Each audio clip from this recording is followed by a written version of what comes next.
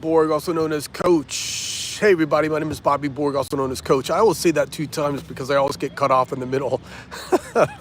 When I'm introducing myself in live streams, I always get cut off. I'll try it one more time. What's up everybody? My name is Professor Bobby Borg, also known as Coach. Today what I'm going to talk about is I'm going to give you some information about really putting together a publicity campaign, but specifically creating a database, also creating the perfect email pitch for reaching out to the contacts on your database, and then also talking about an introduction pitch. So like if you were at a convention or a seminar like the NAMM show or South by Southwest and you were going to approach somebody and you, let's just say for example, were either representing yourself or you were representing an artist, what would the language be that you would use to grab their attention immediately? Okay, you guys, so let's get right to this. Number one, building a database. So first of all, what is a database? A database is an organization of contact information that you are going to use for your particular campaign. It can include things like playlists, it can include bloggers, it can be radio stations, podcasters, magazine editors, things of this nature. And the best way really to find these contacts is to use our good old friend Google. You can also use artificial intelligence like ChatGPT and whip together a list just like that.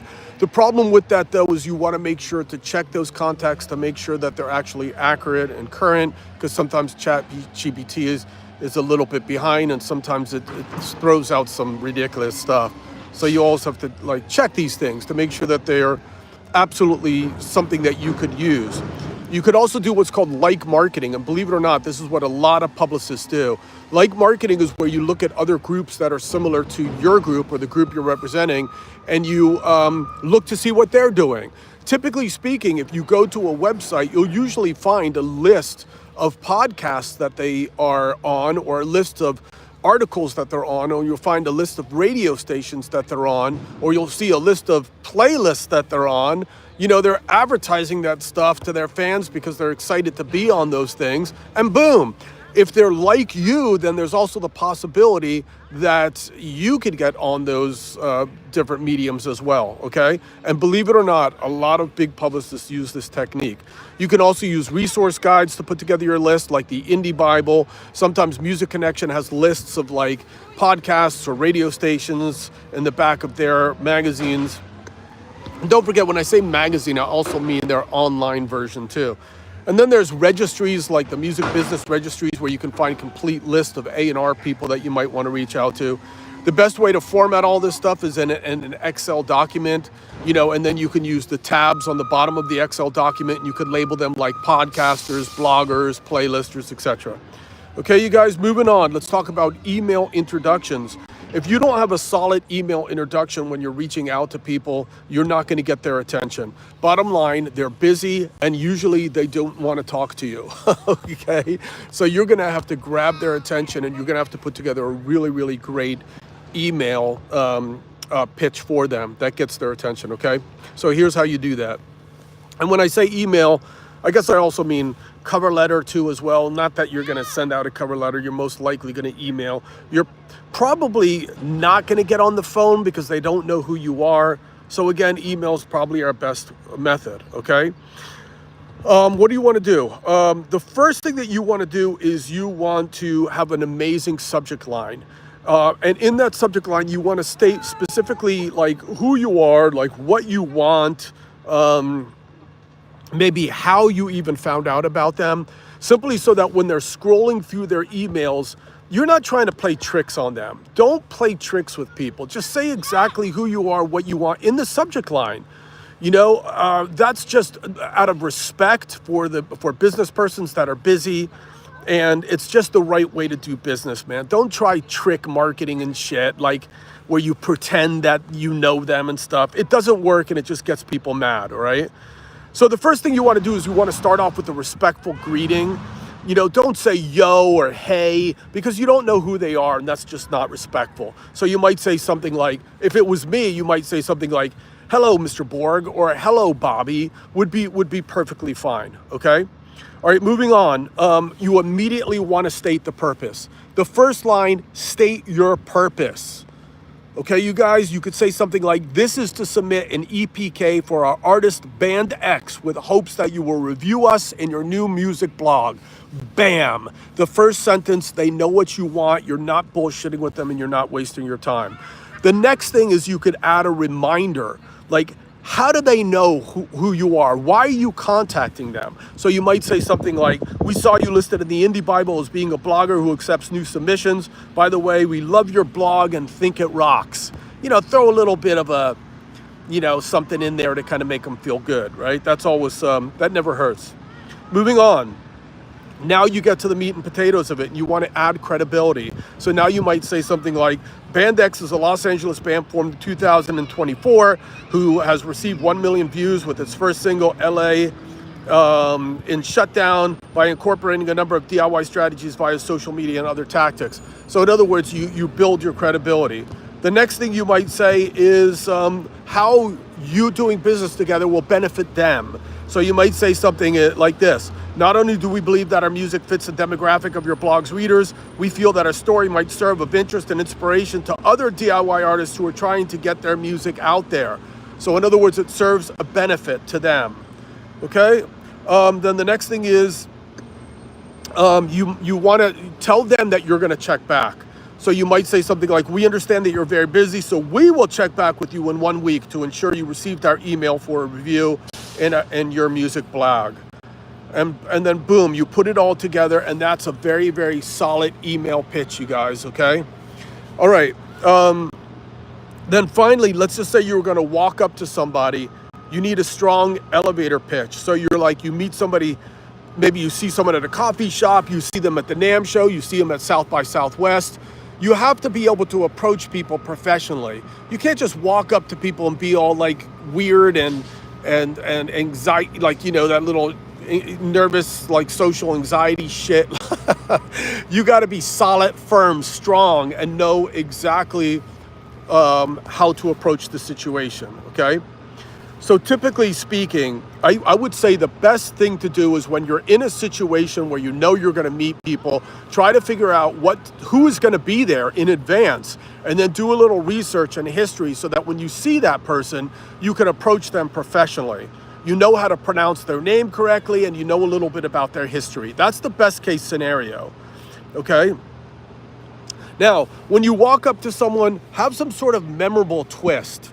Like, so for example, my name is Bobby Borg, like, and you probably have heard the word Borg, like cyborgs, like in Star Trek, right? So I might, this is goofy as hell, but I might walk up to someone and say, hey, how's it going? My name is Bobby Borg. Borg as in the cyborgs from Star Trek. How's it going today? You know, that kind of thing. It's a little cheesy, but people will remember it. Like a week later, I might say, you know, hey, this is Bobby giving you a call again. You know, I'm that Star Trek guy from the NAMM show. Boom, they'll remember you immediately, right? The next thing you might say is some flattery. So you might walk up to someone and say, you know, excellent speech on the sponsorships. You know, thank you for that. You know, everyone likes a little flattery. The next thing you might do is tell them who you are. I'm the publicist of Kings of Carnage, an all-military metal band. Boom. The next thing you want to hype them a little bit. The band recently played the Knot Fest with Slipknot in front of 30,000 people. Bam. Then you tell them the benefits of why you should get to know each other. You might say something like, look, the band is attracting a lot of attention these days, and as current users of Sabian cymbals, we are hoping that you might want to discuss how we might be able to promote your cymbals. You see how I'm turning it around to make it a benefit to the person you're trying to pitch, right? Appointment closed. Now you say, hey, can I buy you some coffee over at the Hilton Bar this evening, or maybe lunch by the pool tomorrow? That's called the positive two choices close. What you're doing is you're giving them two opportunities to choose from, and they're both positive, right? And sometimes people will naturally go, oh, well, coffee sounds fine. Boom, you're in. Contact information. Then you might want to give them your contact information. Hey, should we exchange cell phone numbers in case you get lost and we need to contact each other? There's nothing wrong with saying that. Okay, and then boom, and then you just want to practice your full pitch. Okay, now you also should have a follow-up to this. Because what happens if you do meet? Now you have to have your shit together and give them the full executive summary of what it is that you're after. So you have to have like a brief background of your company or your business or your artist. What is their vision? How do you fill a need in the marketplace that's different from other people? How are you going to generate revenues? What are your goals? What are your strategies? What resources are you going to use? What are your costs? What are your risks? These, you got to have it together, because if once you get that meeting, now you got to go in for the sell, right?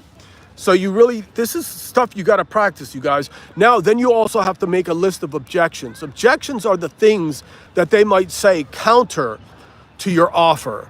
And literally, listen, I was a salesperson for a little period of time in between my music career. I just wanted to get away from music a little bit and became an expert salesperson. And then I became a salesperson trainer. I was a sales manager. You've got to prepare for what people are going to say. You got to think like, so what is this guy going to say? Well, we aren't really looking for new endorsers right now. Or, you know, our endorser roster is filled right now. Or, you know, they're going to say things like that. You've got to know how to respond to that. Okay? What else? And then practice this in front of a mirror if you have to. Okay, you guys? So what we just talked about is we talked about really the beginnings of putting together like a publicity or a media campaign. We talked about building the database and contacts so you know who to go after. Then we talked about putting together a solid email pitch so that you can get in the front door. And then we also talked about creating a solid pitch, like an elevator pitch. When you meet someone at a convention, when you meet someone at the NAMM show, South by Southwest, you meet someone in an elevator, you meet somebody at a restaurant, you got to be able to jump on this stuff and be sharp and like look at people's eyes and don't be all quirky and nervous and weird and shake their hands solid and just be very, very confident, because people respond to you. If you're nervous and freaky, they're going to get nervous and freaky, right? So you just got to be chill and you got to know how to sell. All right. So my name is Bobby Borg, helping musicians turn their art into more successful business. If you guys have any questions, be sure to leave it under the video, or you can contact me at bobbyborg.com. You can go to where it says email me and you can email me there. All right, you guys, let me see like real quick who is actually hanging out with me right now.